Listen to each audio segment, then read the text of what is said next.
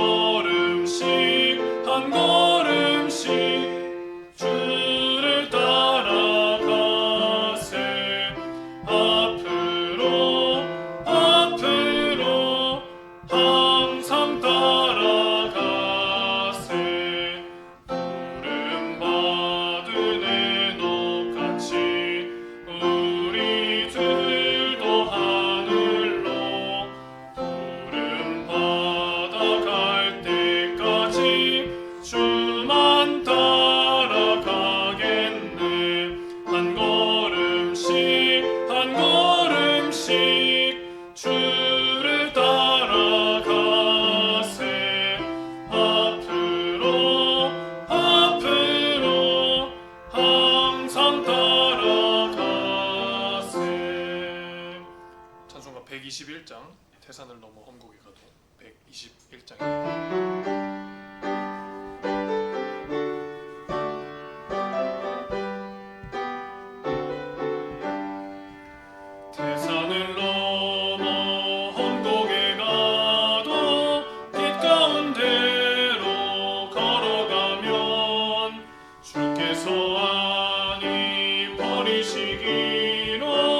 약속한 말씀 변치 않네.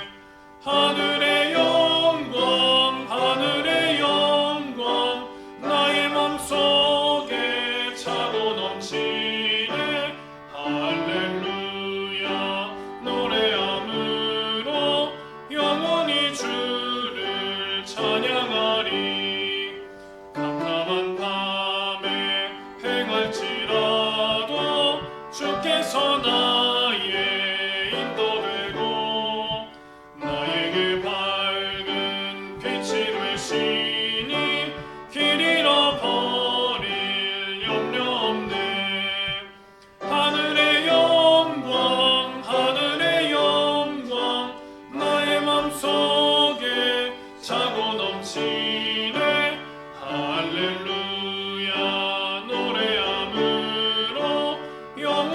주를 찬양하리. 분명한 저빈 늘 기뻐하며 명랑한 천국 목적하고 할렐루야를 노래함으로 날마다 빛에 걸어가리. 하늘의 영광 나의 맘속에 차고 넘치네.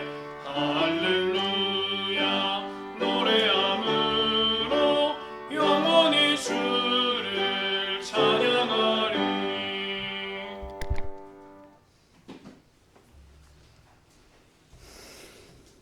다 같이 예배를 해서 아버지 하나님께 간절히 기도드리겠습니다.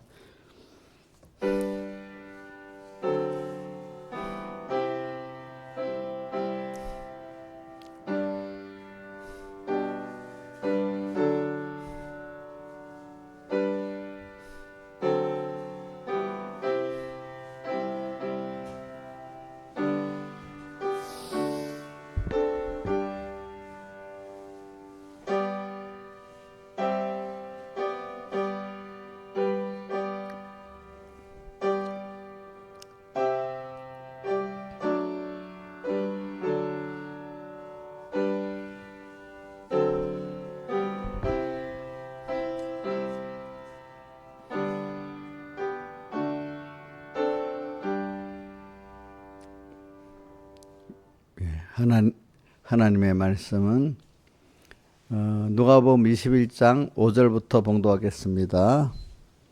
누가복음 21장 5절 봉독하겠습니다. 어떤 사람들이 성전을 가리켜 그 미석과 헌물로 꾸민 것을 말하며 예수께서 가라사대 너희 보는 이것들이 날이 이르면 돌라나도 돌 위에 남지 않고 다 무너뜨리우리라.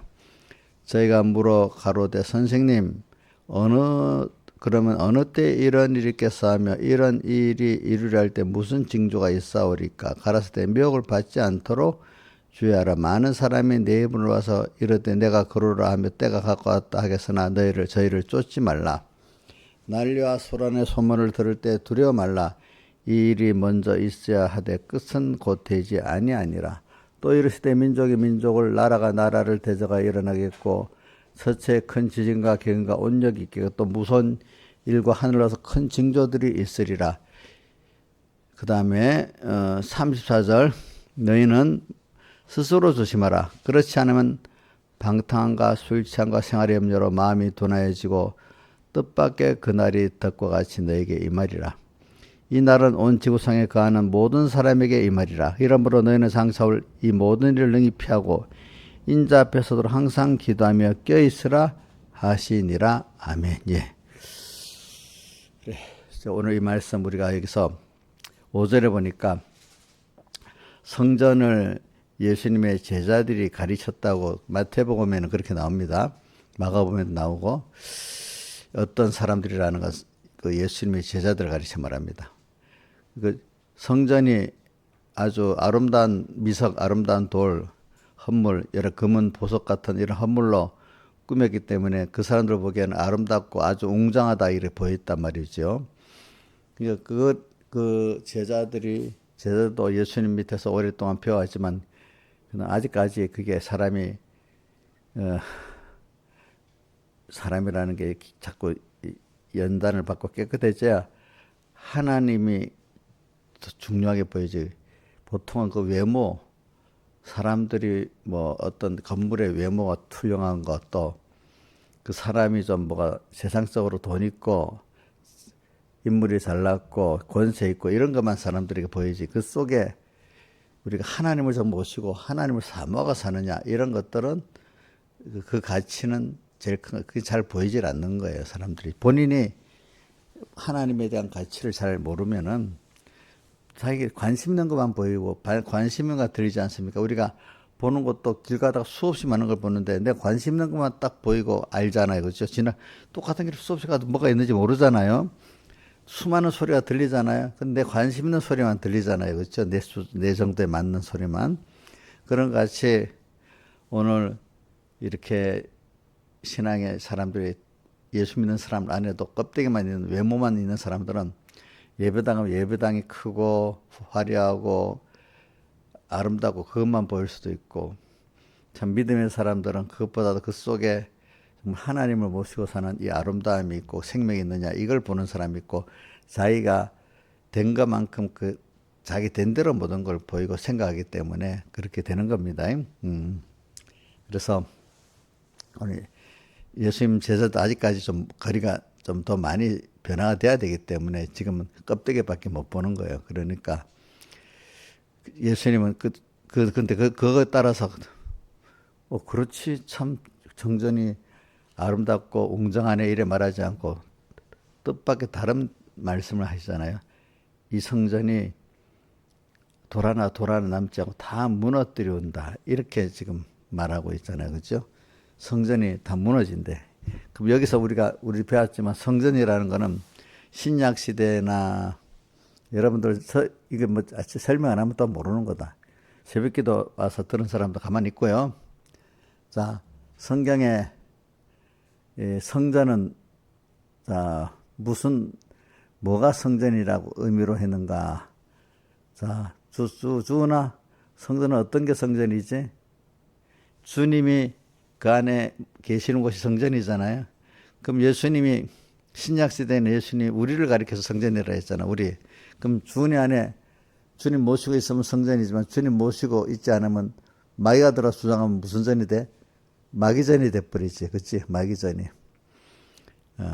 그러니까 예수님께서 이 성전을 헐으라. 내가 3일 만에 일으키리라. 이래 말한 거는 그 뒤에 제자들이 썼기를 그때는 무슨 말인지 몰랐는데 나중에 보니까 자기의 그 몸을 가르쳐서 3일 만에 다시 부활할 것을 가르쳤다. 이렇게 말하고 또 우리 목사님 예수님 설교할 때도 또 우리 자신을 또 성전이라 가르친 데도 있어요. 그러니까 성전을 헐으라. 내가 3일 만에 일으킨다는 그 예수님 말한 거하고 트집을 하고 이 사람이 성전을 헐면은 삶을 일으키다. 그것까지 고소에 들어가 있잖아요. 그죠? 근데 그거는 예수님이 자신의 3일 만에 부활할 걸 가르쳐 말한 거다고 기록이 되어 있습니다. 보니까. 근데 우리 성전은, 신약시대의 성전은 우리 택한 하나님의 백성된, 중생된 사람들이 다 성전입니다. 여러분들이 성전이고 또 가정교회, 그런 개인교회가 모였으면 가정교회가, 그 가정교회는 주님을 주인으로 모시고 살아가는 가정교회가 될 때 가정교회가 온전한 성전이 된 거고, 이런 가정교회가 여러 가정교회가 모여서 이렇게 사역교회 성전이 되는 거잖아요. 그렇죠? 근데 제가 이렇게 말했지. 성경에는 보면은 예수님 시대에도 성전을 깨끗이 한다고 예루살렘에 와서 깨끗이 했는데 예수님이 갈릴리 쪽에서 다닐 때는 어디서 설교했어요? 들에서도 설교하고 회당에 갔으니까 회당에서도 성경을 들면서 읽고 설교했다 했잖아요. 그럼 예배 드리는 곳은 다 성전이에요? 아니면 성전도 아니에요? 그 당시 이스라엘에게 있어서는 예배 드리는 회당, 모여서 예배 드리는 이런 거는 저기 성전이 아니고 뭐죠? 회당이라 했고, 성전은 예루살렘에 딱 한 곳, 거기는 회당에서는 제사를 드려야 안 드려요? 말씀만 배우고 가르치고 하고, 제사를 드리는 건 어디 가서 합니까? 예루살렘 성전에 가서 그러니까 제사를 드리는 곳이 성전이라고 했습니다. 그러니까 그 사람들은 성전은 예루살렘에만 있는 거야. 그렇죠? 그렇기 때문에 요한복음 4장에도 수가성 여인과 대할 때 당신들은 예배할 곳이 예루살렘에 있다. 우리들은 그렇지 않고 여기 있다고 그 성전에 대해서 얘기했잖아요. 예배 드릴 곳. 그러니까 여러분 예배당하고 성전하고 뜻이 다릅니다. 알겠죠? 그렇기 때문에 제가 어릴 때는 다 우리나라 교회들도 예배 드리는 곳을 예배당이라고 했습니다. 아마 나이가 어린 사람은 알 거야. 어느 때부터 갑자기 성전이라는 말이 써지게 되는데 그건 성경적으로 맞지가 않는 거예요. 지금은 예배당이에요. 예배당. 성전은 우리 자신이 성전이지. 신약시대에는 가정교회 성전이고, 그렇죠? 눈에 보이는 이거는 성전이 아닙니다. 뭐라고요? 예배드리는 당. 그래서 그 예수님 시당 예배드려서 모인다 그것들 회당이라고 번역다. 회당이라고 돼 있지. 갈릴리 성전에서 예배드렸다 이래 안 하잖아요. 그렇죠? 그렇지? 나왔죠 보니까. 근데 그게 우리가 칼빈이랑 루터가 교역할 땐 그것까지 교역해서 또 용어까지 다 바꿨었는데 오랜 시간이 가니까 또 옛날 천주교식으로 딱 이렇게 단어 쓰는 게 벌써 세상 속화돼 나가는 거예요. 그런 것들이. 알겠죠?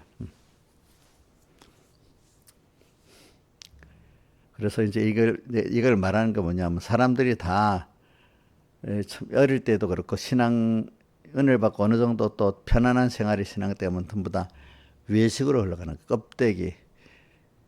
자, 사람들이 하나님 연단을 받아서 또 매일매일 찬란 자치 생활하고 깨끗한 생활을 하는 사람은 항상 껴서 그 내 속에 계신 주님을 바라보고 사는데 사람이 편안하고 어두워지면 주님은 안 보이고 사람만 보이고 외모만 보이기 시작하는 거예요. 외모만. 그래서 때 내가 대표적으로 사무엘 같은 사람도 그 어떨 때는 외모의 사람이 돼 외식의 사람이 돼 가지고 다윗 왕을 세우러 이새의 집에 갔을 때 인물 있고 잘난 그런 형들만 보였는데 이 사람을까지 그 외모 보고 했으니까 주님이 뭐라고 했대? 나는 사람 외모를 보거니와 나는 중심을 보노라. 여기 없다. 그러면 다 보여줬다고 했어요. 그러니까 또 없느냐 하니까 들에서 양치고 있는 막내가 있다 해서 데려오라고 했는데 그 어린 소녀지만 이렇게 볼 때 성령이 감동해서 여기 기름 부라 이래 했다 했잖아요. 그러니까 자 우리 제자들도 보세요. 지금까지 예수님 순교하기 며칠 전인데 또 그죠? 십자가 못 며칠 전인데 그동안 배웠는데도 모르고 자꾸 외모만 치우치는 거예요. 외모만 그죠? 껍데기. 그러니까 우리가 사람들은 그래서 오늘 이번에 그 본문 우리가 제가 그 뭐지 로마서 그걸 하면서 맨 마지막에 이 첫째는 뭐 하죠? 사랑과 은혜 빚진 감을 가지자. 두 번째는 뭐죠? 자기 몸으로 뭔가 하는 게 산제사를 드리자. 세 번째는 외식함으로 하나님을 신노케 하지 말자 이랬어요. 말세의 교회가 되면요. 전부 다 이 외식의 개인교회가 되고 가정교회가 되고 사회교회가 되는 일이 너무 많은 거예요. 그리고 대표적으로 예수님 타락의 세 시대가 나옵니다. 뭐냐면 노아 때, 예수님 때, 또 우리 예수님 재림이 가까울 때 이때가 타락의 세 큰 축이에요. 축. 노아 때도 외식을 해놓으니까 하나님을 안 보이고 오죠. 그래가지고 다 망해버렸어요. 축복받고 망해버렸습니다. 또 예수님 당시에도 보면 하나님 잘생기다는 사람이 전부 다 껍데기 외식으로 하나님을 믿는 거예요. 그렇죠? 그래서 망했습니다. 자기를 구원하러 온 예수님은 둘이 십자가에 못 박여 죽이는 이런 일을 했습니다. 그렇죠? 외식이 돼가지고. 이 시대도 지금 그런 시대가 되는 겁니다. 잘 믿는 사람들도 핍박을 하는 겁니다. 중간에 우리 종교회의 때도 보니까 잘 믿는, 바로 믿는 사람들을 많이 순교를 시켰잖아요. 구약교회에서, 그렇죠. 천주교에서. 그런 식이 되는 거죠.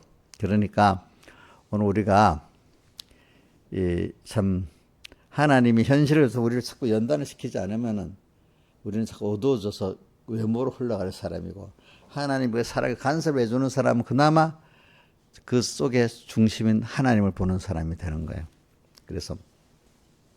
그래서는 찬송가 그 176장에 보면 3절이지 세상에 믿던 모든 것 끊어질 그날 되어도 세상에 절망이 아무 소망이 없이 막 던져져. 그게 우리 광야라는 우리 그 광야를 지나면서 그 찬송 있잖아, 그렇죠? 이제 그 찬송의 그 부분, 거기도 그런 내용이 나오잖아요.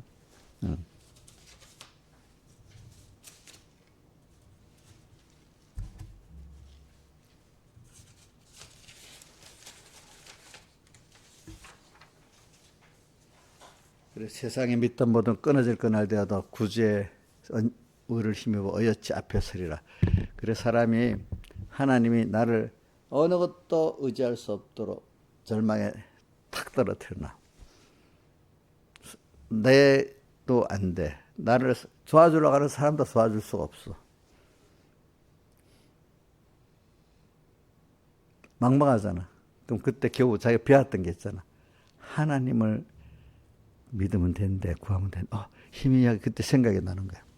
그러면 평안할 때는 그걸 전혀 듣기는 들었지만 실행을 안 해봤잖아요. 뭐 내가 내 힘으로 할 수도 있고 다른 사람이 나를 도우면 되니까. 근데 절망에 딱 받치려 놓으면 정말 아무도 할 수 없으니까 그때 하나님을 찾으면서 그 어려움 속에 주님이 나와 함께해서 나를 건져주시고 나면은 거기서 아 그래 어떤 어려움 속에도 주님만 있으면 되네 하고 이제는 어떤 절망 속에서도 두려워하지 않는 사람이 한 번, 두 번 하면 되겠죠. 그렇죠? 그래서 그 사람이 그 장진숙이지. 그 사람이 이제 자기도 그런 일 어렸을 때부터 당하고는 자 어떻게 그 사람의 그 가사가 있다. 뭐라고 되는 거야? 주님만이 내 도움이 되시고 주님만이 내 빛이 되시고 주님만이 내 친구가 되시는 광야. 그렇게 했어. 그래 여러분들이 가면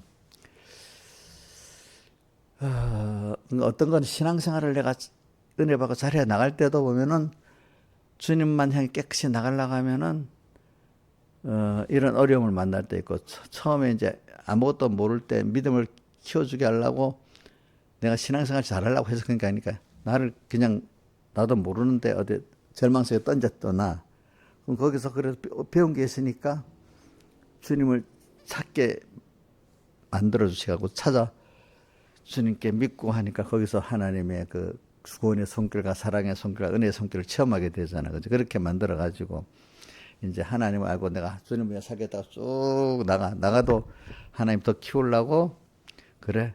나 때문에 억울함도 당하고 더 절망 속에 더 떨어뜨리는데 원망도 안 하고 주님께 기도해 나가면 또 거기서 하나님이 아무도 위로해 주지 않고 주님이 위로해 주시고 나를 도와주시고 친구 삼아 주시면서 체험을 하게 돼서 또 더욱 주님께 가까이 나가. 그러니까 이래가지고 우리가 하나님을 이를 체험하지 않고는 하나님이란 분을 자기가 알 수가 없고 그분을 배울 수가 없어요. 그 신앙은 그렇기 때문에 성경에 기록된 신앙의 위인들은 전부 다 큰 고난 속에서 절망 속에서 하나님을 한 번 찾고 두 번 찾고 해서 하나님이 전부인 사람이 돼가지고 모든 일에 앞으로 모든 일에 하나님을 인해서 승리하고 하나님 영광을 나타내고 하나님의 지혜와 능력을 나타내는 사람이 돼가는 거예요. 다니엘 같은 사람도 그런 나라에 가서 절망 속에서 하나님을 나타내는 사람이 됐고 요셉도 그런 애굽에 가지고 절망 속에서 다 승리하고 하나님 나타내는 사람이 돼버렸습니다. 여러분들 이거 말은 쉽지만 여기서 내가 이런 말을 했는데 정말로 절망 속에서 하나님을 찾고 하는 사람이 다 될까? 반만 될까? 한 명만 될까? 그건 나도 몰라. 그래서 여기서 들을 때 아이고 내가 그런 사람 어떻게 걱정이 벌벌벌 되고 주님 나를 꼭 붙들고 가주세요. 이런 간절함이 벌써 없는 사람은 100% 떨어지는 겁니다. 제가 예배 때 얼굴을 보면 압니다. 얼굴을 보면 압니다. 저 사람 가능성이 100% 없다. 저 사람은 그래 가능성이 그래도 50%는 있겠다. 저 사람은 한 10%도 있겠다. 그걸 보고 알아요. 말씀을 들을 때 보면 그 간절함을 보고 알고 그 얼굴에 나타나는 간절함을 보면 표가 나요. 그냥 보편으로 목사님 설교 잘하는구나 이래 들으면 그 사람은 100% 안 되는 거야. 뭔가 나도 힘들지만 그 저기를 가봐야지 하고 그렇게 하는 사람들은 그나마 가능성이 있어. 그래서 저는 이 찬송 중에 요즘에 거기 주님 다시 오실 때까지 거기도 나왔지. 신아저씨는 이 찬송 나왔어? 이번에 그 신의 악단에 주님, 어? 주님 다시 오실 때까지 안 나왔어. 주님 다시 오실 때까지 이 찬송에 주님 다시 오실 때까지 나는 이 길을 가리라. 좁은 문 좁은 길 나의 십자가 지고 나의 가는 이 길 꿈에서나 나는 주님을 보리라. 끝에서 주님을 보리라. 그러니까 내가 주님 다시 올 때까지 나는 이분을 꼭 만나서 이분만 따라가겠다고 자기가 어려운 가운데 이렇게 간절히 주님을 사랑하고 사모하면서 하는 사람들은 그나마 갈 수가 있는 거고 그냥 그래서 저는 이런 설교를 할 때면요 교인들이 다 되리라고 설교는 절대로 안 해요. 왜 내가 나한테 한번 가르치고 또 혹시 그 중에 누가 될지는 모르지만 그런 분들이 하나든 둘이든 일어나서 그 길을 가기를 바라서 이렇게 하는 거지. 내가 10명이 다 되리라고 설들어서 그렇게 생각 안 해요. 그 중에 뭐, 1명, 2명, 많으면 한 3명쯤 되겠지. 이런 생각을 하고 하지. 응? 자기, 그래서 말씀을 받을 때부터 어떤 자기의 그 안에 깨달음과 각오가 얼마나 서 있는가, 그것대로 받는 사람이 되는 거지. 그 각오나 깨달음이 없는 사람은 별대로 되질 않는 겁니다, 여러분들. 알겠죠? 그러니까 여러분들 자신을 보면 아는 겁니다.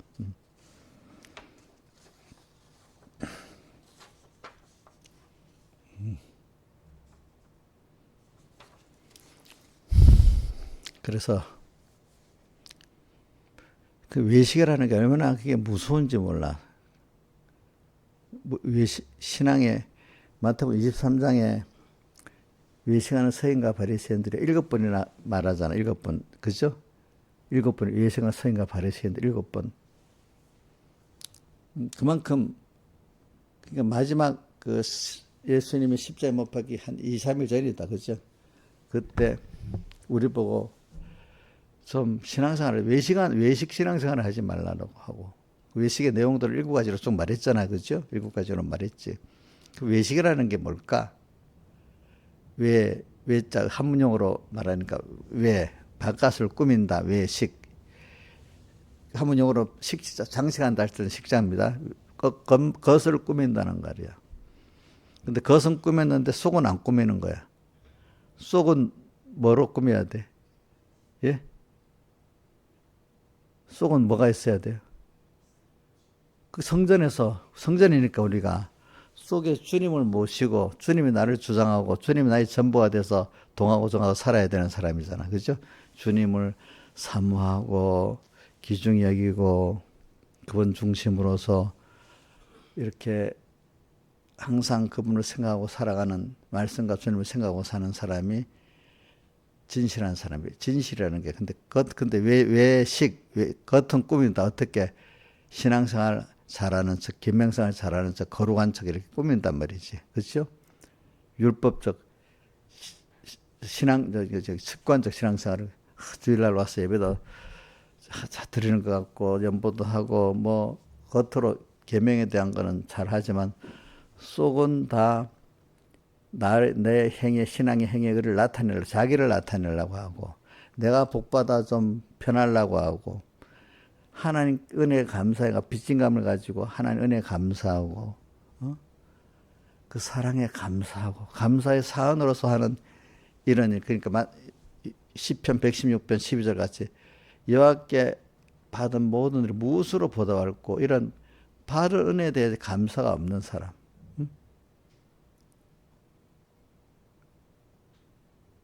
시편 103년 여호와께 감사라.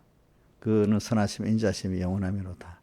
또 고린도 전후서 5장 9절 10절에 보면 바울이 가든지 떠나든지 주님께 받은 은혜가 너무 커서 주를 기쁘시게 하는 자 되기를 힘쓰노라 이렇게 했잖아요. 그죠? 주를 기쁘시게 하는.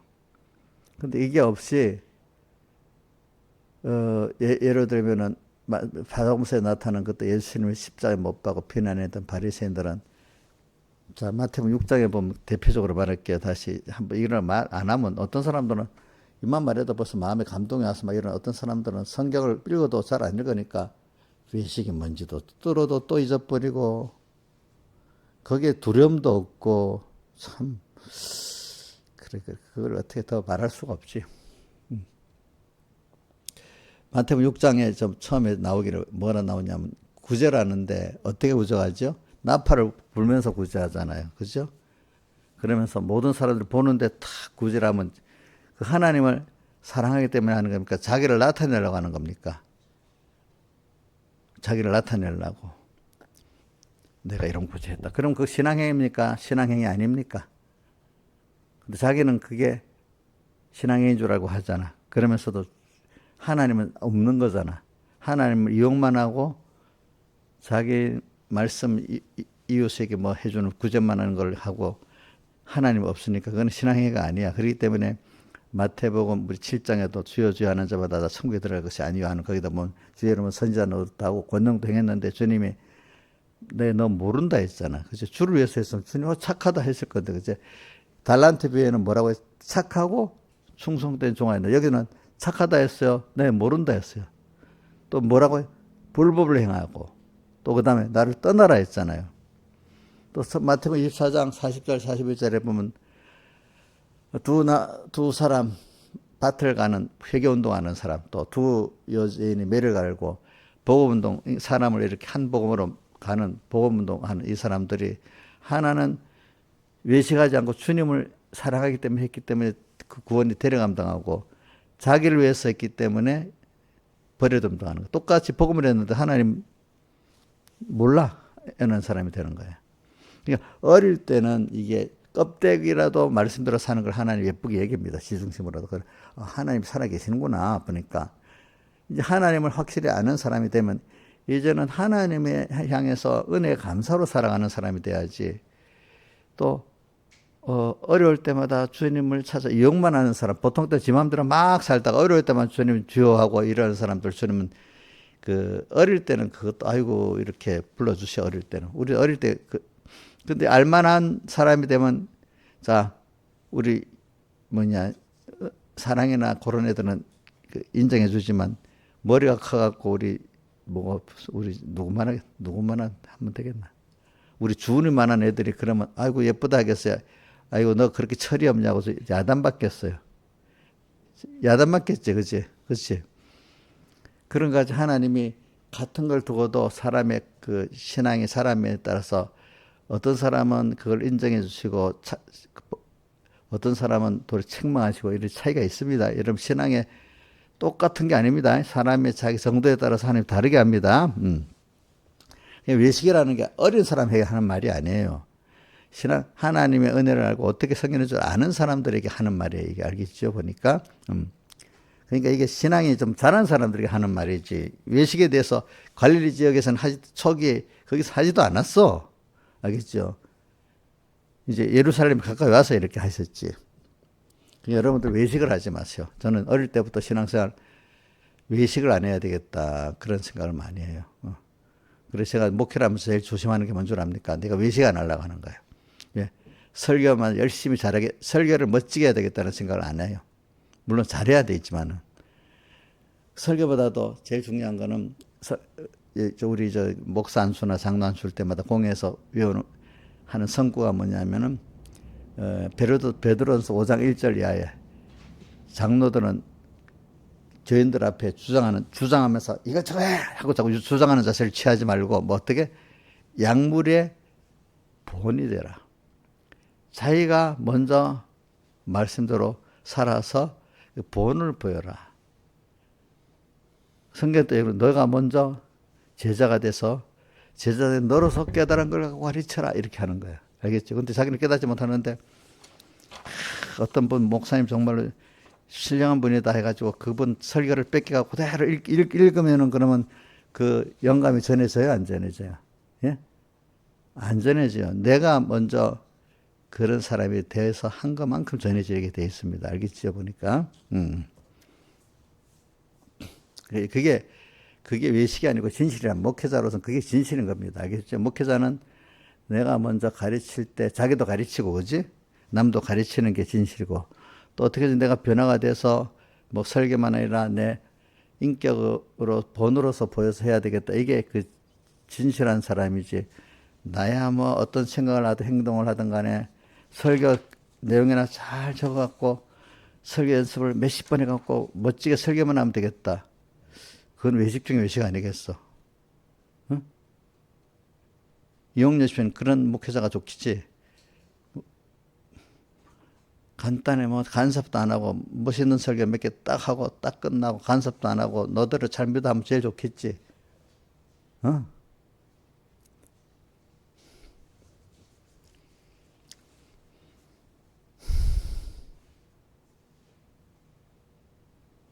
집사님들 마찬가지. 집사님들도 내가 그 교회에서 사람들에게 인정받으려 하지 말고 하나님이 나를 얼마나 기뻐하실까 이거 보면서 하나님 종을 도와서 같이 복음의 일을 같이 하는 거예요. 같이 하는 게 알겠죠? 예. 일을 할 때 목사님 혼자 일하면 일이 잘 안 돼요. 같이 장로 집사님과 한 마음을 가지고 일을 할 때 서로 구원이 자기 구원도 되고 구원이 또 잘 되지. 그래 그 팀워크가 잘 짜지니 한 몸 되는 거, 한 몸 되는 거. 근데 그 안에 중심은 주님이 머리가 되지 않으면 또 아무 소용이 없는 거예요. 알겠죠? 예. 이렇게 해가지고 저는 오늘 또 여기 외식에 그 주님이 없는 외식의 성전 무너진다 했잖아요. 이걸 좀 더 새벽에는 전체적으로 쭈르르 했죠. 오늘 한 가지를 깊이 이렇게 하는 겁니다. 외식이 이렇게 외식함으로 하나님 진노케 하지 말자고 마지막 세 번째, 그지? 외식이 무서운 거예요, 여러분들 신앙생활에. 외식에 빠지면 자기가 하나님이 노하고 있는데 자기는 하나님 기뻐하는 착각하고 있는 거예요. 이게 사람이 이거 얼마나 복이 없어요. 하나님은 노하시고 있는데 자기는 하나님께 상 받을 착각하고 있단 말이야. 마태복음 7장 21절에도 나오잖아요. 내가 주의 이름으로 선지자도 타고 귀신도 쫓아내고 권능도 행했나이다 해서 상 받을 줄 알았는데 뭐라고 했죠? 네, 너 모른다. 불불하게 나를 떠나라 했잖아. 사람이 어두워지니까 자기를 위해서 다 해놓고도 하나님이 그 율법 행위를 했다고 상을 줄 거라고 이렇게 착각하나. 외식자들은 자기를 위해서 하나님을 이용해서 실컷 이용만 하고 자기를 위해서 했으면서도 자기가 하나님 앞에 상 받을 줄 알고 있는 거. 하나님을 진노케 하고 있으면서도. 그렇지. 외식이 이렇게 무서운 거예요. 무서운 거. 그렇기 때문에 로마서 10장 3절에도 뭐라고 했지? 하나님의 의를 모르고 자기 의를 세우려고 힘써하다가 하나님을 대적하는 사람이 됐다 했잖아요. 인간의 자기 의가 있어요, 없어요? 우리 그동안 배운 거로는. 옥녀 씨, 자기 의가 있어, 없어? 그 인간의 의는 뭐만 있어? 인간의 의는 뭐가 있어? 있긴 있잖아. 저 모르니까 건설권이 안 되는 거야, 그런 사람들은. 자, 김성 지사님. 이렇게 하는 거는 내가 말하고 넘어가면 좋은데, 여러분들이 또 한번 기억도 시키려고 그러는 겁니다. 인간에는 자기 행위에 의가 없잖아. 근데 인간의 의가 있긴 있어, 하나. 그 무슨 의지? 예?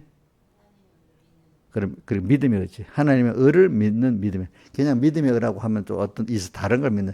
하나님의 의를 믿는 믿음의 의만이 우리에게 의가, 그거 주님의 의로 여겨주시는 거예요.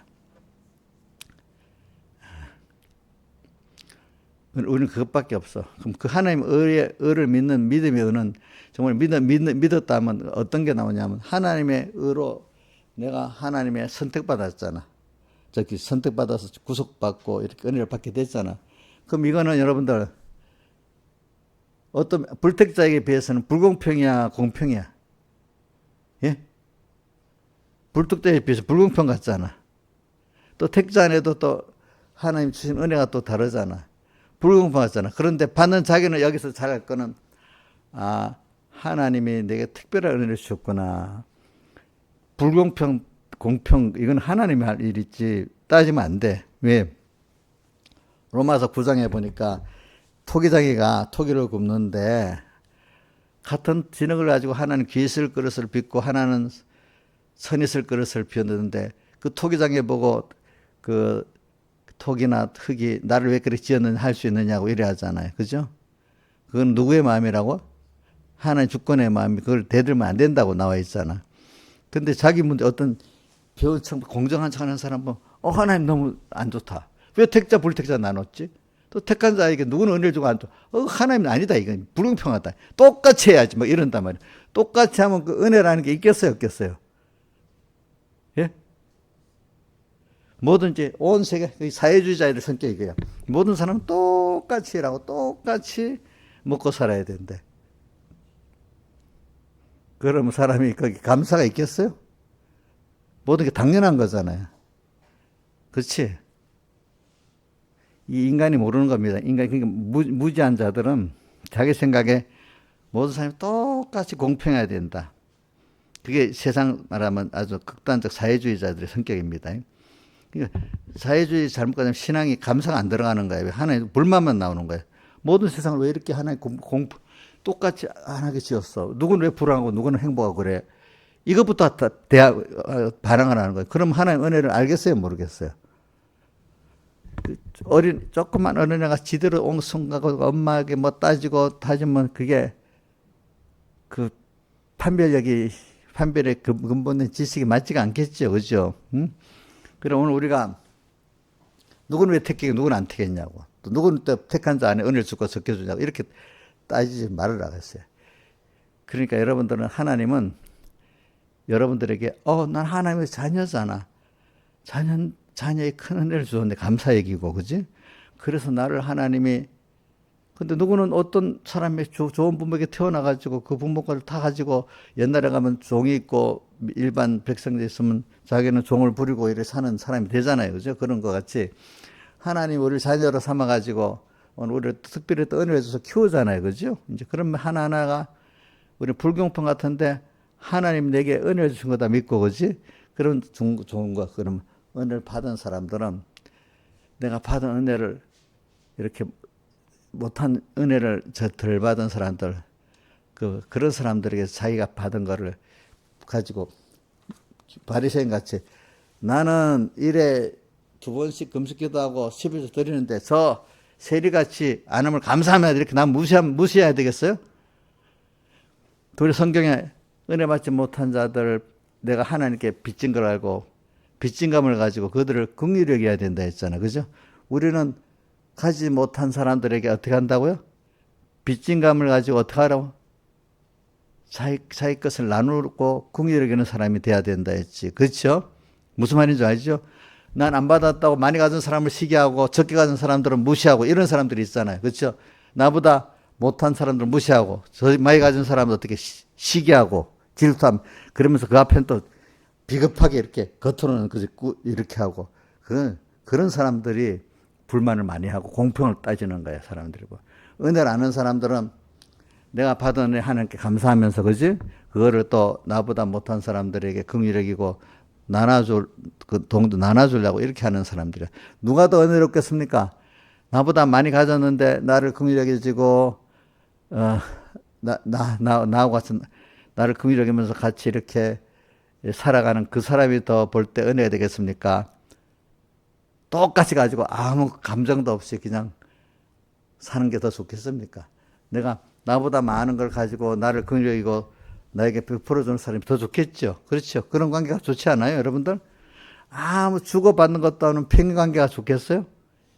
이정수 지자님, 너나 나나 뭐 똑같으니까 주는 것도 없고 받는 것도 없고 그냥 그저 살아가자. 이게 재밌는 사회야? 우리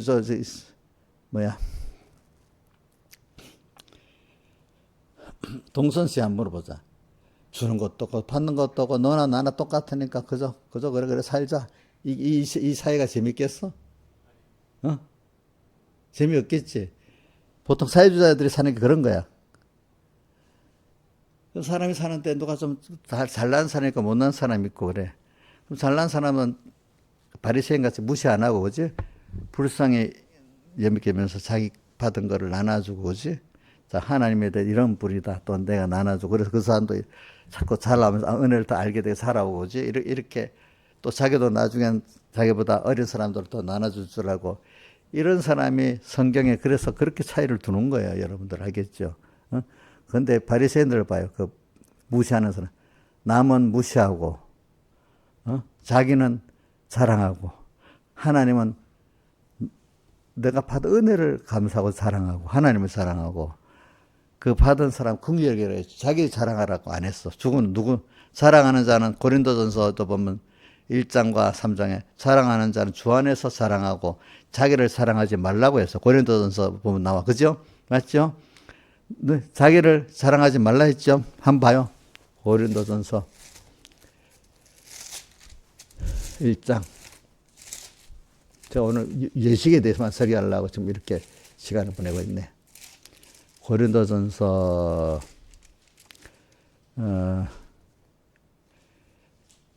1장에 보면은 1장 한번 떼어줘 보세요. 1장 28절부터 31절 그 다음 시작 읽어봅시다. 28, 29절 하고 그 다음에 31절 시작. 하나님께서 세상의 선한들과 멸시받는 것들과 없는 것들 택하사 있는 것들을 피하려 하시나요? 여러분들이 원래 세상적으로 좀 그런 사람들이야. 그런데 택해갖고 지금 예수 믿게 만들었어. 제가 사람들 보면 좀 뭔가 부모 밑에 잘나고 이런 사람들은요, 자기 부정함이 없으니까 하나님께 안 나와. 어려운 일에서도 꼭 그 부모 누구한테가 잘나지 하나님께 안 찾아. 버릇 있으니까. 부모도 누구도 의지할 수 없던 사람들이 하나님을 찾아갖고 이렇게 하나님 찾는 사람들이 많아. 세상에 의지할 것이 많았던 사람들 그게 안 돼. 피하라 하시네. 아무 육체라도 하나님 앞에서 어떻게 자랑하지 못하게 하려. 아무 잘난 사람도 나중에 다 깨트리는 거야. 알겠지? 자랑하지. 그 다음 31절. 기록된 바 자랑하는 자는 뭐예요? 주 안에서 자랑함과 같게 하려. 그 다음 더 한번 봅시다. 자랑에 대해서 또 나오는데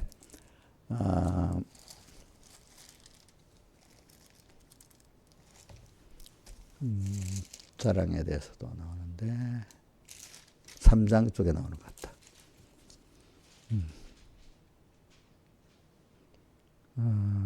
3장 그것만 하면 되겠다. 21절. 자, 20절부터 19절부터 21절까지 합시다. 19절부터 23장에 19절부터 시작. 이 세상 지혜는 하나님께 미련한 것이 기록된 바 지혜 있는 자들 하여금 자기 교리에 빠지게 하시니. 세상에 좀 지혜 있다 배웠다 하는 사람들 이것 갖고 하나님을 생각 안 하고 자기 지혜 갖고 하는 사람 자기 교율에 빠지는 거야. 알겠지? 자기. 자, 여러분들 세상에 우리가 아는 게 많아요. 모르는 게 더 많아요. 예? 모르는 게 너무 많지. 근데 내가 다 아는 사람 같이 좀 알고 다 아는 것 같이 하면 그건 미련한 거잖아. 참 그래서 세상에 좀 배워가고 안다는 사람이 더 불쌍할 수가 있어. 아이고 정말 나는 모릅니다 하고 하나님께 나오는 사람이 더 지혜롭게 돼. 하나님의 은혜로. 그 다음에 20절 3장 20절 주께서 시작. 지혜 있는 자의 생각을 헛것으로 아신다 하셨느니라. 그래서 저도 이거 조심해요. 제가 어떨 때 사람들하고 얘기하고 뭐 보면 내가 좀 머리가 좀 빠르고 그럴 때가 많아. 일할 때. 그러면 어릴 때 아이고 공부할 때도 보면 그런 일이 내가 많이 있기 때문에 알아. 근데 조심해야 돼. 그런 사람들이 하나님께 세상 그런 은혜를 많이 받는 사람 조심해야 돼. 헛것. 그 다음 21절. 그리고 누구든지 사람을 자랑하지 말라 했잖아. 그죠? 자기 자랑하지 마세요. 하나님이 주신 것입니다. 그렇죠? 하나님이 주셔서 많이 줘서 되는 거지. 내가 원래부터 잘나서 된 게 아닙니다. 하나님 주셨으니까 그거 잘 써야 되지. 그죠? 겸손해야지. 그러기 때문에 뭐가 있는가 하니까 이건 하지 마세요. 전도서 7장 16절에 보면 지나치게 의인이 지지도 말며 지나치게 지혜다도 되지 말라. 이렇게 되면 그 사람이 패망을 한다 됐어요. 지나치게 의인, 지나치게 지혜 있는 자. 이 말은 뭐냐면 나는 의인이야. 나는 지혜 있는 자야. 하나님이 의롭게 할 때 의롭게 되는 것이 하나님이 쫙 낮춰버리면 다시 또 큰 죄를 짓잖아요. 그죠? 하나님께서 나를 피로 의롭게 해줬고 또 내가 신앙의 행위도 이렇게 의롭게 살아가는 것도 하나님 은혜를 주셔야 되지. 하나님이 해주셔야 된다고 겸손해야지 이게 지나친 게 아니야. 그런데 하나님 은혜를 주셔야만 됩니다. 이렇게 할 때 이 사람이 그렇게 의롭게 살 수가 있는 거지. 나는 특별한 사람이야. 나는 이렇게 살려면 살 수 있어. 이런 사람은 100% 어떻게 패망합니다. 또 지혜. 난 머리가 똑똑해 원래부터. 배운 것도 있으니까 이거 갖고 하면 돼. 이런 사람은 그래 너가 지혜를 아까 다 헛것으로 만든다 했잖아. 그죠? 헛것으로 막 그게 자기 안 왔던 그게 도리어 자기를 망하게 만드는 거야. 알겠죠? 그래 세상에 성공의 함정이라는 게 성공한 사람들이 성공을 믿다가 돌아 실패하는 거야. 세상이 바뀌는 줄은 모르고. 그래가지고 이제 지나치게 지혜 있는 자도 되지 말라는 거 그 뜻입니다. 하나님께서 주실 때마다 배워서 지혜 있는 거지. 너는 내가 원래 내가 지금 이제는 지혜로운 사람이야. 내 지혜 갖고 뭐든지 하겠어 하는 사람은 시대가 바뀌어. 또 현실이 바뀌고 그 적용이 안 되게 만들어. 큰 기업들이 요즘 봐. 10년 전까지는 유력한 기업인데 10년 내에 망하는 기업들을 보면 똑같이 했기 때문에 망하는 거야. 그 시대를 적용을 못했기 때문에 그 똑똑한 사람 수없이 뭐 기업도 또 어떻게 돼? 지혜 있는 게 아니라 자기들이 지혜 있다가 망해버린 거야. 패망한 거야. 그때마다 주님께 물어서 배워야 되는 거야. 알겠죠? 우리는. 알겠죠? 그래서 오늘 여러분들이 제가 오늘 외식을 말하기 위해서 지금 오늘 저녁 때는 한 가지만 쭉 하는 겁니다. 외식에 대한 거. 외식이 자, 한문 용어로는 주선아, 그 무슨 뜻이라고? 외식이란 말이? 겉을 꿈인데, 근데 그 가운데만 속도 하나님을 모시고 살아야 되는데, 겉만 꾸몄지 하나님 없이 신앙생활하는 거.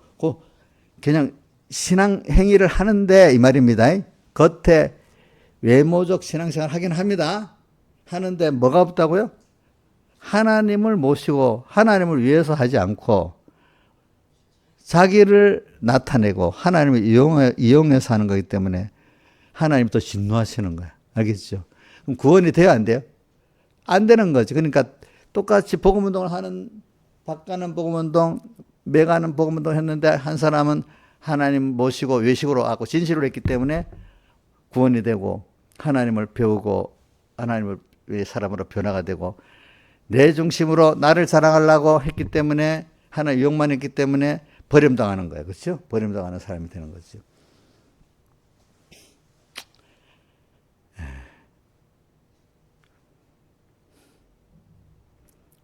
제가 이거 말하는 건 뭐냐. 말세가 되면은 아주 어린 사람들을 지금 말하는 게 아닙니다. 외식 정도까지는 겉으로 말씀도 좀 말하고 겉으로 외모적 신앙생활 할 수 있는 사람들을 말하는 거야.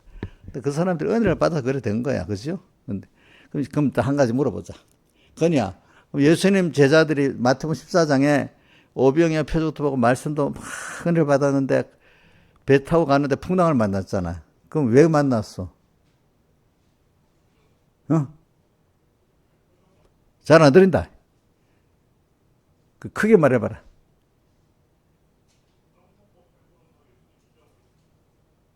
그게 외식이지. 그러니까 자, 제가 해석을 합니다. 이렇게 나도 어릴 때 들은 대로 좀 하는 겁니다. 뭐냐면은 원래 갈릴리 바다 출신의 어부들이 많잖아요. 그러니까 바다에 대해서 빠삭하게 잘 아는 거야. 또 뱃사람들도 있잖아. 그 안에 베드로 뱃사람이잖아. 그럼 배를 어떻게 갈릴리 바다를 해봐야 얼마나 크겠어. 그지? 그 안에서 또 배를 어떻게 움직이는지 잘 안단 말이에요. 자기들의 그 실력을 가지고. 근데 사람이라는 거 이렇게 가다가 보면 큰 은혜를 받았으면 어느새 가다가 보면 익숙한 게 있어. 익숙한 거. 익숙한 일에는 잊어버립니다. 무슨 말? 주님을 안 찾습니다. 자기 원래 익숙한 대로 일하지. 그러니까 바다에 대해서 익숙하고 배에 대해서 익숙하니까 주님 은혜를 많이 받았는데 어려우면 처음부터 막 기도할 거 아니야. 그렇지. 근데 익숙하니까 기도를 안 하는 거야. 그게 뭐 신앙생활도 이제 처음 예수 믿고 주일 지키는 데는 힘을 바짝 써야 주일도 지키고 이래 하잖아요. 근데 우리 주선이 같으면 이제 힘을 안 써도 어래. 웬만큼 하면 주일도 나와서 예배 드리고 뭐 3일 예배, 5일 예배도 힘들지 않게 나오는 거야. 그러다 보면 익숙하니까 힘을 안 쏟고 또 가서 힘 안 쏟고 이렇게 주님도 말씀도 잊어버리고 예배 드릴 수 있는 거야. 응? 우리 이인자 집사님 같은 분들 새벽기도까지 나온다. 그러면 와서 새벽기도 습관적으로 또 온다. 와가지고 또. 근데 그 속에 주님을 힘입어가고 예배 드리는 게 없는 거야. 지금 그럴 때도 있었어요. 예? 그 외식으로 예배 드리네. 그거를 백여의 목사님 같은 어떻게 표현하는가 하면 자동차가 갔는데 엔진이 딱 꺼졌어. 그럼 엔진이 꺼져도 얼마 동안 관성으로 약간은 나가지. 그치? 나가지. 그러니까 생명은 없는데 주님 잊어버리고 관성적으로 얼마 동안 간다는 거야. 그럼 그게 신앙인 줄 안다는 거야. 생명은 없는데 뭐죠? 신앙 행위는 하잖아. 근데 이게 얼마쯤 더 가면 나중에 신앙 행위도 할 힘이 없어지는 거야. 어느 시기 가면은. 알게. 얼마 동안 할 수 있어. 관성으로. 무슨 말인지 알죠? 그래서 교회 역사에도 이런 말이 있습니다. 교회라는 게 아주 훌륭한 은혜 있는 교회도 한 30년쯤 자라다가 보통 꼭 하나님이 꼭 에베소 교회나 로마 교회 같이 가다가 뭐 이렇게 뭐 한 시험을 하려고 그 생명이 없어지도록 만들잖아요. 그죠? 그러면 그동안 했던 그 힘으로 뚝 가니까 이게 살아있는 줄 착각하잖아. 그죠? 그래서 에베소 교회 뭐라고 했죠? 내가 지금 처음 사랑을 버렸다. 처음 사랑 가지고 해서 8가지 아름다운 행위를 했는데 어느새 하나님이 또 한번 연단시켜서 더 깊은 신앙을 만들려고 마귀를 보내갖고 이렇게 교회를 흔들어가면서 주님과 말씀 잊어버리게 만들고 자기 행위만 자랑하게 만들었단 말입니다. 그때 외식신앙을 만들어, 처음 외식신앙을 만들어갑니다. 겉은 하는데 속에 하나님이 없고, 하나님 중심이 없고, 하나님의 사랑에 감격해서 가는 게 없는 거야. 알겠죠? 나중에. 이래 돼버리는 거야. 근데 제자들은 빨리 깨우치려고 하나님이 그렇게 갈 때 어려움이 오는 거야. 이 사람들, 우리가 뭐 죄진 것도 없는데 왜 이래 어려움이 오지? 그러니까 주님을 모시고 안 있었기 때문에 자기대로 과거에 알았던 지식, 그 기능 갖고 막 열심히 하잖아. 근데 됐어요, 안 됐어요? 그 해가 다 안 되니까 뭐가 절망 가운데 빠져버잖아. 예수님이 딱 왔어. 근데 예수님을 생각하고 있었으면 유령이라고 했겠어요? 생각 안 했기 때문에 유령이라고 했겠어요? 기다리는 사람, 우리 멀리서 뭐, 내가 주선을 기다려서 멀리서 그림자 같다, 저 주선이 갔다 딱 알잖아요, 기다리면. 근데 생각도 안 하고 있으면 갑자기 놀래잖아, 사람들이. 그치? 그러니까 주님과 말씀을 다 잊어버리기 때문에 뭐라고 했죠? 유령이라고 놀란 거야. 그죠? 그래서 그만큼 우리가, 우리 인자 집사님이나 우리 신하 집사님 같은 사람은 이제 습관이 많이 돼가지고, 그냥 하나님을 잊어버리고 말씀 잊어버려도 새벽에도 뚝뚝 올 것 같아. 내가 보니까. 올 것 같아. 근데 이제 어떤 어려움을 딱 닥치게 해갖고, 근데 다시 그걸 통해서 이제 처음에 하니 그런 순서를 만들어줍니다. 그러니까 항상 깨어 살도록 하려고, 잘 가는 사람 하는 무슨 짓궂게 그래 어려움을 주겠어. 풍랑을 주겠어. 그죠? 풍랑을 통해서 주님을 다시 찾아가지고 한번 알게 됐단 말이에요. 베드로와 같이 주여 나를 명하사 무리로 걸어가게 하소서. 걸어가 보고 이제 거기서 하나님을 많이 체험하고 자기를 부인하게 된 거예요. 그죠? 그래갖고 바다 건너편으로 갔으니까 그때 예수님 말씀하실 때 말씀이 쏙 들어오는 사람이 되기 때문에 영생 말씀이 죽게 해서 우리 어디로 가 우리가 이런 사람이 돼버린 거잖아요. 그죠? 그러니까 벌써 거기서도 외식을 한번 회개시켰단 말이야. 그러니까 그 말씀이 들어오게 된 거란 말입니다. 여러분들도 신앙생활 하는 사람은 몇 번 외식에 빠졌다가 건져내고 이렇게 해서 진실한 사람이기 때문에, 자, 진실한 사람 이기려는 성구가 어디 있지? 계시록 17장 14절에 있지. 어린 양은 만주해 주시어 만왕의 하심으로 저희를 이기실 터요. 예수는 분명히 이기지만 우리가 이기는 건 그와 함께 있는 자는 이긴대. 근데 그와 함께 있는 조건은 3가지인데 2가지는 하나님이 주셨고 부르심을 받고 빼내심을 얻고 주님이 주신 거고, 내가 하는 게 진실한 사람들인 거야. 진실한 사람은 뭐냐? 사람이 말씀을 들었어. 예수 믿는 사람이 진실한가를 그 말씀을 배웠으면 이대로 내가 새겨보고 이대로 살아보려고 애를 쓰는 사람이 어떻게 돼? 진실한 사람이 들었는데 은혜되네 하고 또 내가 잊어버리고 살고, 그지? 또 사랑하는 좀 어렵다고 타협하고 살고 이러면 진실이야? 진실이 없어요. 진실이 없지. 벌써 말씀을 잊어버리는 자체가 진실이 없는 거야. 말씀을 이어지 않는 게 진실이 없는 거야. 이용렬씨 머리 나쁘다고 안 외우면 진실한 사람이야? 진실이 없는 사람이야? 자기 머리가 나빠요? 좋아요? 말해보세요. 본인이 말해봐요. 본인이 말해보라고. 나쁘기는 뭐가 나빠? 안 나빠요. 알겠죠? 예?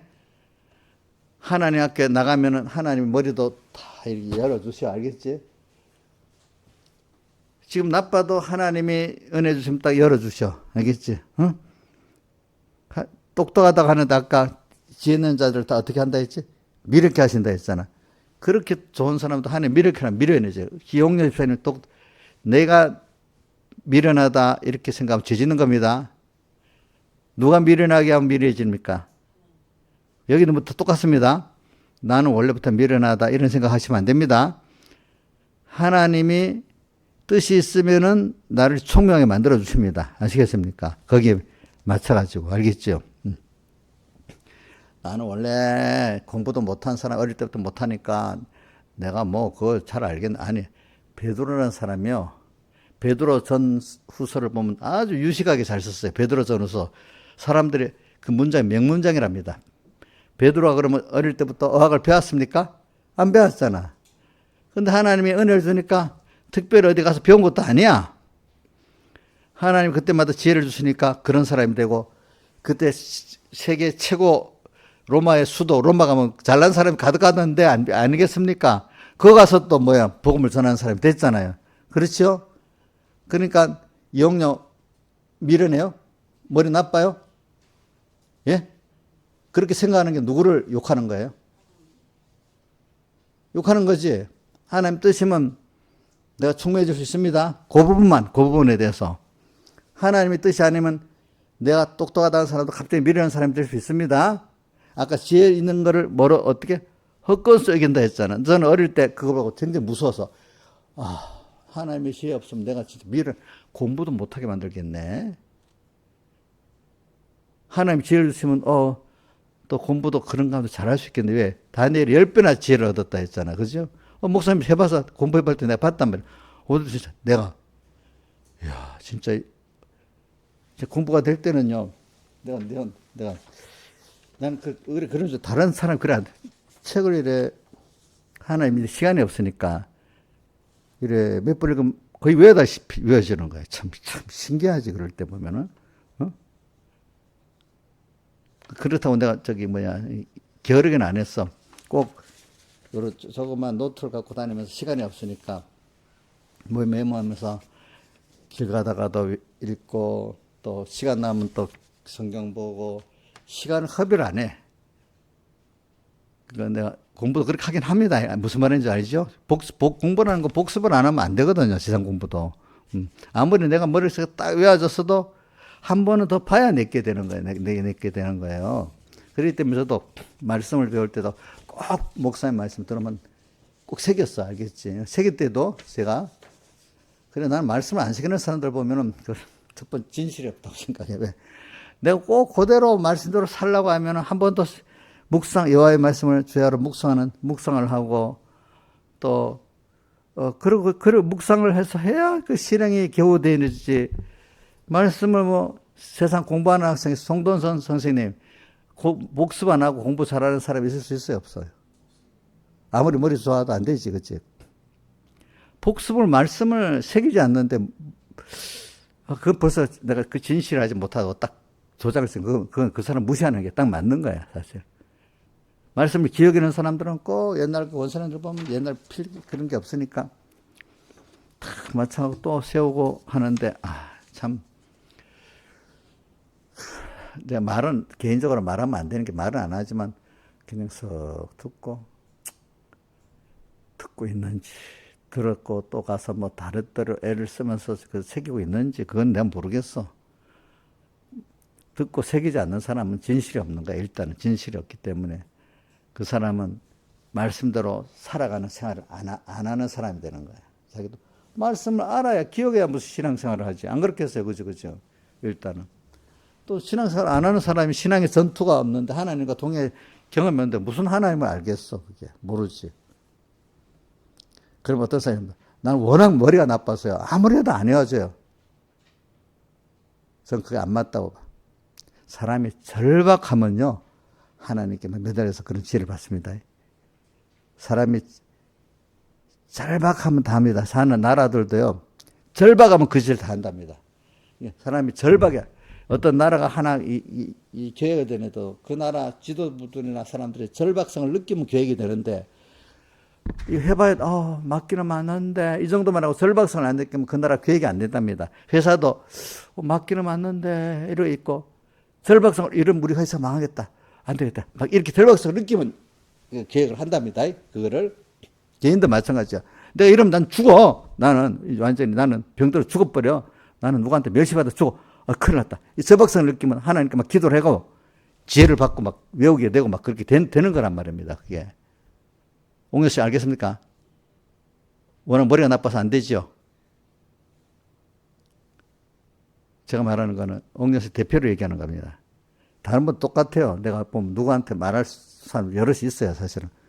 절박성을 느끼지 않으면 벌써 내가 안 되는 거예요. 오늘도 내가 그 설교를 하려다가 이거로 외식으로 끝내는 건데 지금 온 세상이 트럼프 미국 대통령 되는 세상에 막 지금 막 그 뭐고 트럼프가 그랬다는 게 아니라 그 시대가 그래 내가 전쟁 국제 간에 국가 간에 전쟁이 일어나고 내전이 일어나고 막 온 나라가 세계상이 시끄럽잖아요. 온 난리와 소문이 나고 또 보니까 지금 교회가 외식을 하고 나니까 어떻게 되는가 하나님이 온 세상이 다 교회가 외식이 돼버리면 그 다음 세상이 막 이렇게 혼란스럽게 만드는 거야.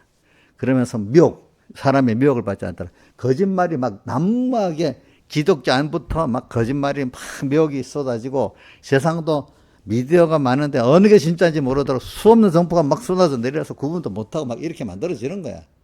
어? 그리고 뭐 자연재해가 막 일어난다 했잖아요. 큰 지진과 기근과 온역이 있겠고 온역은 전염병을 말하는 거다. 코로나 같은 게 막 돈단 말이야 앞으로도 그죠? 전염병. 첫째 지진만 있겠어? 기후변화가 여러 가지 자연재해, 기근 이 시간에도 굶어 죽는 데도 있습니다. 어떤 북한 같은데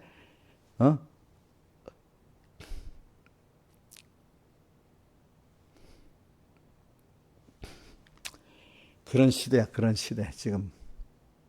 그왜 외식이 심할수록 교회 안에 외식이 심할수록 세상은 이렇게 미혹이 더 심해지고 또 뭐든 하나님 깨우치려고 우리에게 이런 자연재해도 많고 전쟁도 많이 일어나게 하십니다. 그걸 오늘 7절에 무슨 징조가 있어 우리까? 선생님, 이 성전이 다 무너진다 했는데 그러면 징조가 뭐가 있습니까? 그러니까 징조가 뭐라고 쭉 나오잖아. 미혹을 받지 않도록 조심하고 그다음 또 난리와 소란의 소문이 많고 또 그다음에 큰 자연재해 기근 온역이 있겠고 쭉 그 외에도 많이 말이 있는데 다 맡아서 했습니다. 이런 때가 된다는 겁니다, 여러분들. 왜? 원인이 어디 있죠? 교회에 있어요. 교회가 어떻게 됐어요? 외식하는 교회가 돼가지고. 알겠죠? 어느 시대보다 더 외식하는 교회가 돼서 그것 때문에 원인이 돼가 우리를 깨우치려고 온 세상에 교회가 전부 다 개인교회나 가정교회나 사회교회가 다 외식 덩어리가 되는 거야. 겉머리만 보고 주님은 못 보는 사이가 되는 거야. 참 진실한 사람은 적지. 근데 그 말세가 돼도 거기서 구원 얻을 진실한 사람만 승리하는 거야. 말씀을 꼭 내가 요대로 기억하고 요대로 살아보고 하겠다는 그래서 그 말이 나를 위해서 그러는 게 아니라 정말 받은 구속의 은혜가 너무 감사하고 너무 주님의 사랑에 감겨서 내가 어떻게든지 땅에 보내서 나를 이런 사람 만들려 했으니까 내가 어떻게든지 주님 원하는 사람이 돼가서 주님께 가야 되겠다. 이런 사람은 하나님 분명히 도와가지고 지혜도 주시고 능력도 주시고 어느 시대보다도 누구 평안하게 살 수 있게 만들어 주시고 다 해 주시는 거예요. 하나님의 빛이 세상에 빛과 같이 찬송가 110장에 햇빛까지 된다 했지. 땅에서도 햇빛 생활을 하고 하늘 나서 햇빛 생활을 하게 되고 가정에서 햇빛 생활하고 다 할 수가 있는 거예요. 알겠죠? 이런 시대일수록 어두운 세상일수록 나를 보고 많은 사람이 저 사람 같이 믿어서 생활 얻어야 되겠다. 이걸 보여주는 사람이 되는 거예요. 어두울 때 빛이 멀리 비치잖아요. 그렇죠? 그렇지? 맞죠? 근데 많은 사람 어두우니 같이 어두워져야지 이렇게 하면 대부분 이렇게 믿는 사람 중에 복이 없는 사람은 가. 근데 어두울 때 빛을 비추는 사람 다니엘 또 누구지? 요셉 이런 사람 빛을 비추는 사람 아닙니까? 그렇지? 나 같은 사람이 뭐 다니엘 같이 되겠어. 그게 참남된 거예요? 그걸 주님 기뻐하실까요? 그건 참남된 걸까요? 이정수 주단이? 그걸 주님 기뻐하시겠지. 그치? 내 같은 게 뭐 겸손한 척 하면 그거 주님 가정하다고 해. 이인자 집사님, 내 같은 게 뭐 그럴 수 있어. 이러면 하나님 좋아하실까? 참, 너 겸손하다 하겠어? 아이고, 저거 완전 교만하네. 교만 덩어리네. 외식 덩어리네 하면서도 우리 싫어하신단 말이야. 그럴 때는. 머리 좋고 나쁜 거 하나님께 달려있어요. 알겠죠? 똑똑하다는 사람이 나중에 미련한 길을 걷는 거예요. 아시겠죠? 다 같이 주님께 오늘 그러니까 이걸 알고 오늘 이렇게 외식의 시대에 이 시대가 이렇게 징조를 보여주시는데도 이 징조, 오늘 새벽에는 이 징조를 보여주시는데도 못 보면 되겠냐 이게라. 하나님이 징조를 보여주실 때 개인적인 징조, 가정의 징조, 사회적 징조, 시대적 징조 보여주는데 내 같은 게 뭐 세상 돌아가는 걸 알 필요가 있겠어? 내 같은 게 뭐 우리나라 경제가 돌아가는 걸 알 필요 있겠어요? 나는 그저 주는 대로 먹고 살겠어요. 그거 하나님이 노하는 사람입니다. 우리는 뭐든지 명철하게 하나님 보여주신다. 지금은 미디어 시대이기 때문에 다 볼 수 있잖아요. 그렇죠? 다 보면서 성경 이거 하나님 이렇게 했구나. 다 연결시키면서 우리 살아야 되는 겁니다. 징조를 볼 줄 알아야 됩니다. 다 같이 주님께 기도드리겠습니다.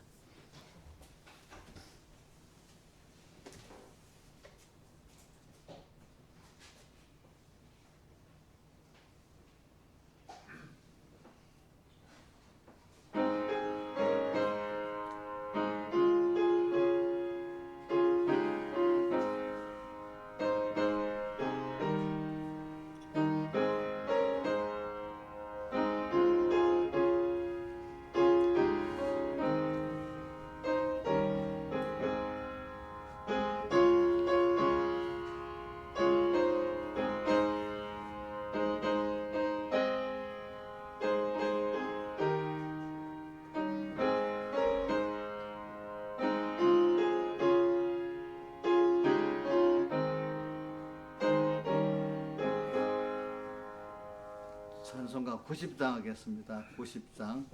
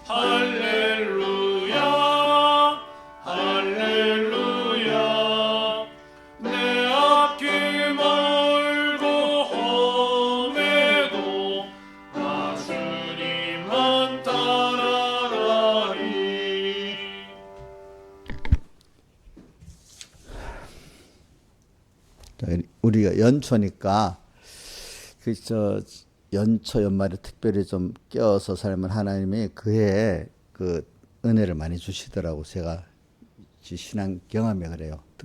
하나님이 뭐든지 일의 시작과 끝에 그지 신경을 많이 쓰면은 그 많은 은혜 유익된 게 많이 있잖아요. 그러니까 올해 기도하면서 막 작정을 또 기도도 많이 하고 하나님께 부탁도 하고 또 연말에 가면 또 다 가면 또 올해 어떻게 살았나 또 이렇게 생각도 해보고 이러면 하나님의 크게 그 의에 특별히 은혜를 그의 그런 걸 심각한 때 저도 더 많은 변화된 은혜를 받고 모든 복을 받더라고요. 그러니까 의미 없이 그냥 생각 없이 그저 한 해 뚝 지나가면 별 소득이 없어.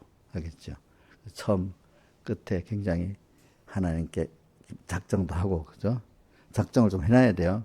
그래야 뭐 작정이 있어야 계획이 있어야 힘을 쏟지 아무 계획 없이 되는 대로 사겠다 하면 그 소득이 없어요. 알겠죠?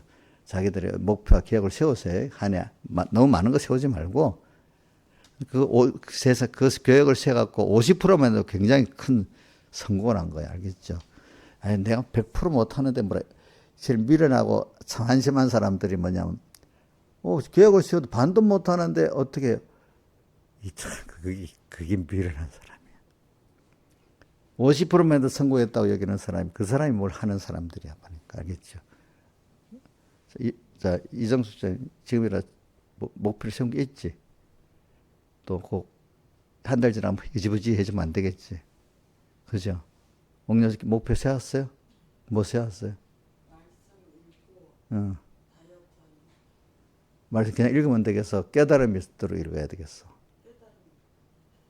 깨달아서 이대로 계작을 읽으면 안 돼.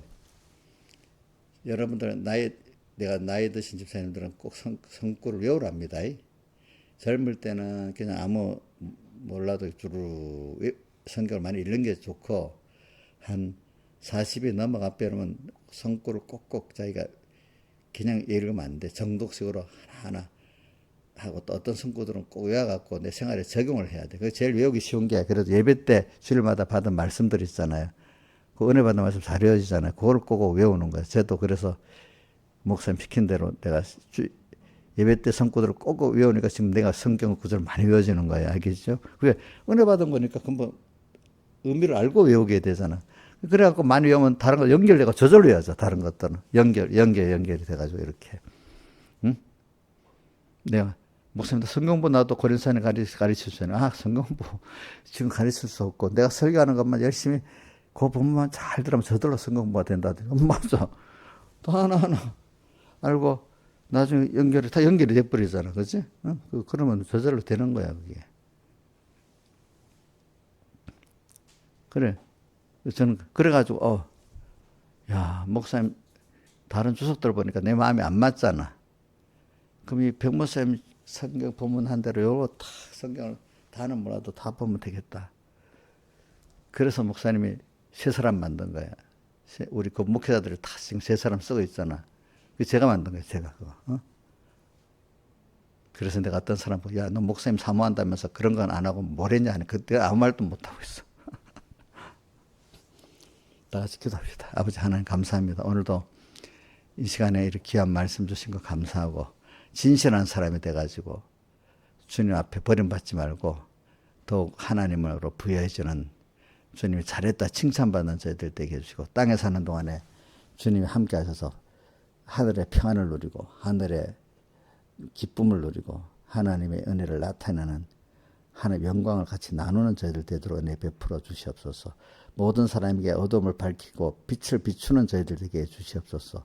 이 모든 것 주 예수님 이름으로 간절히 기도드리옵나이다. 아멘.